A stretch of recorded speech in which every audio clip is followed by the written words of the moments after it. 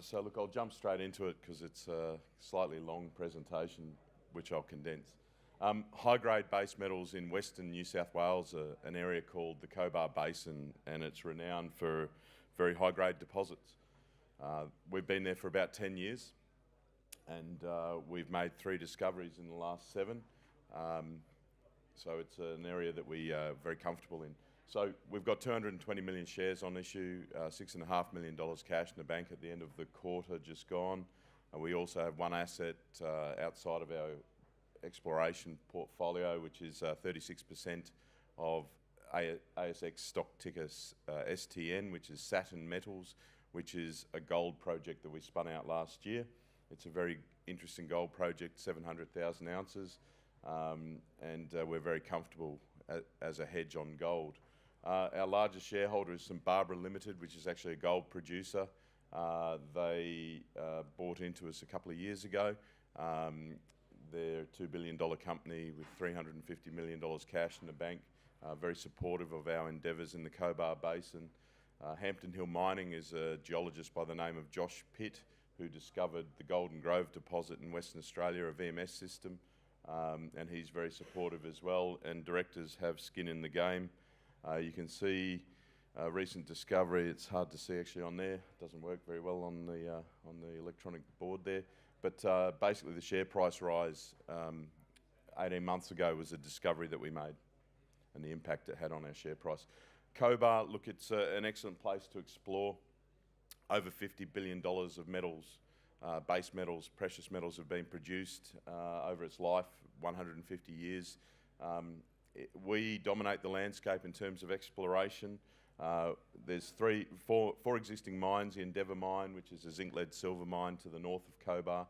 The highest grade copper mine in Australia, the CSA mine, owned by Glencore just to the north.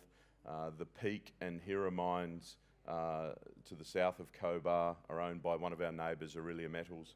But we dominate the landscape. All that tenure that's highlighted is our ground. The green is a joint venture with JOGMEC, the Japanese government. The red tenement is in joint venture with CBH Resources, who own the Endeavour mine. But you can see our 3 prospects highlighted on there: Wirlong, MALLEE Bull and WAGGA Tank, which is our recent discovery. These deposits are incredibly rich with very deep roots. They go down to 2 kilometres below surface and are open. But they cluster and they stack very much like a VMS style system. So this is a prize that we're looking for. They have incredibly high grade. So the Chronos lens, which is on the left-hand side of that image, is owned by, Aurelia Metals, was averaging 29 grams per tonne gold for a lot of last year. And Aurelia bought that mine off New Gold and essentially paid off the acquisition within 8 months because of the high-grade nature of the deposits. So our focus is moving from exploration to mining. Essentially, we're in that transition phase, and it's based around 2 deposits: a WAGGA Tank Southern Nights deposit, which is a zinc-lead-silver-rich system, and we're well into a resource definition drill program on our way to a maiden resource. And MALLEE Bull, which is our most advanced project, which is a copper system, high-grade copper system, and we're looking at a staged development there. We believe our ground certainly holds a 4th and 5th discovery for us to make, and there's a few listed there that we think are likely targets over the next 12 months. But WAGGA Tank, look, this is what's driven our share price. When we turned up, basically that's a drill plan on the right-hand side with the purple highlighting significant intercepts, and that top part is the WAGGA Tank deposit, which is what we initially were focused on. It's been known about for a long time. 1976 it was discovered, but last drilling prior to us turning up was 1989. We picked it up from MMG and a junior JV partner for a royalty plus $40,000 cash. We reacquired that royalty last year when a Canadian royalty streaming company made a bid for it, and we exercised our preemptive right.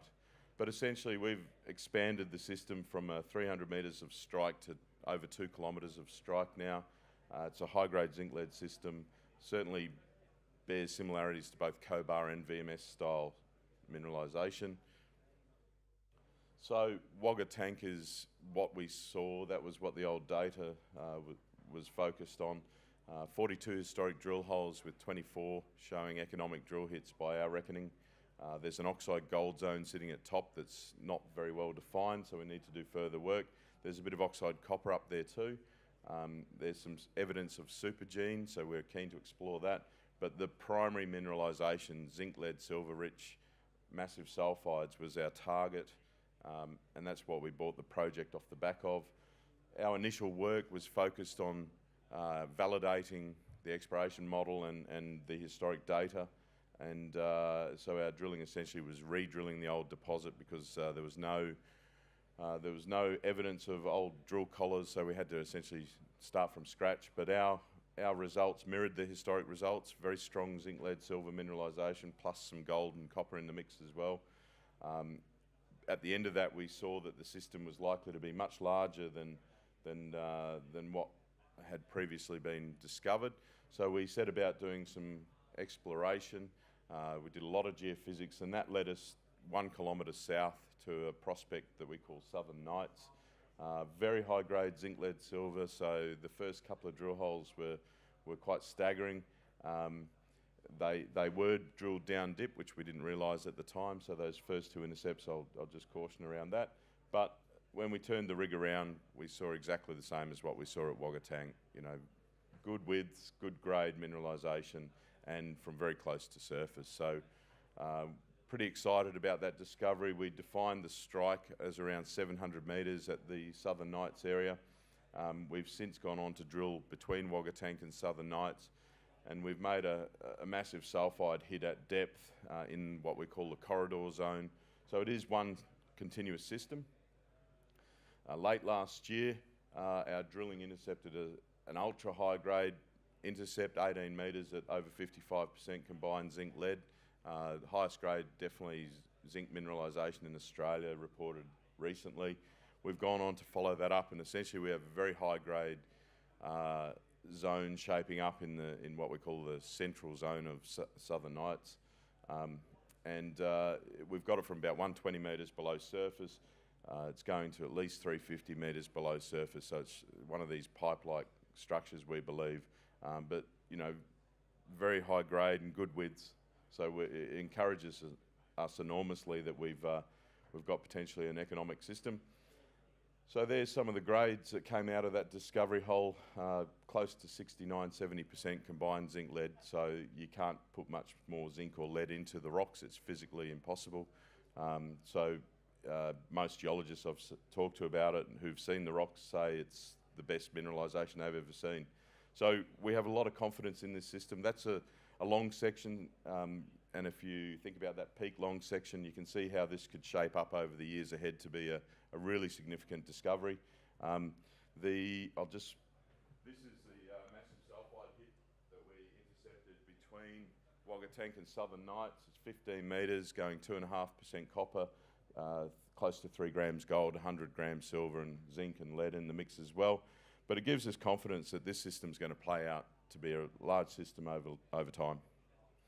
I'll better ratchet it up. I've only got a minute or so left.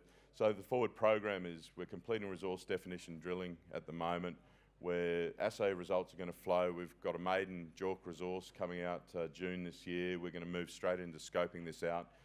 We're looking at various development options, so concept studies around dig and truck, and also standalone plants, and all the pre-development study work that we need to get done to move this forward.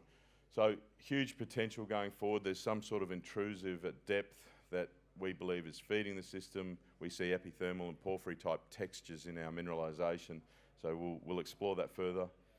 Mallee Bull, I'll just jump through this. Look, it's under JV with CBH Resources, 50-50. We're looking at a low capital cost stage development concept. Essentially, stage one will focus on the top 300 metres. We'll push a decline down, minimal footprint, low capital cost of around 25–30 million bucks. We want to get to those really high-grade copper hits, 53 metres at 4% copper, 69 at 3.5% copper, 84 metres at 4.4% copper. They all sit at depth, so we want to get down there and stage it so that we can reduce the risk and capital costs around it. We'll use the Endeavour Mill.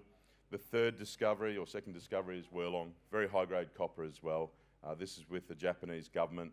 We've got a lot more work to do on these projects, but WAGGA Tank Southern Nights is number one. We put the money into the ground. We're top 10% of ASX companies in terms of exploration expenditure versus admin corporate costs. That's the right way to go, and we certainly are delivering discoveries to our shareholders. Thanks very much.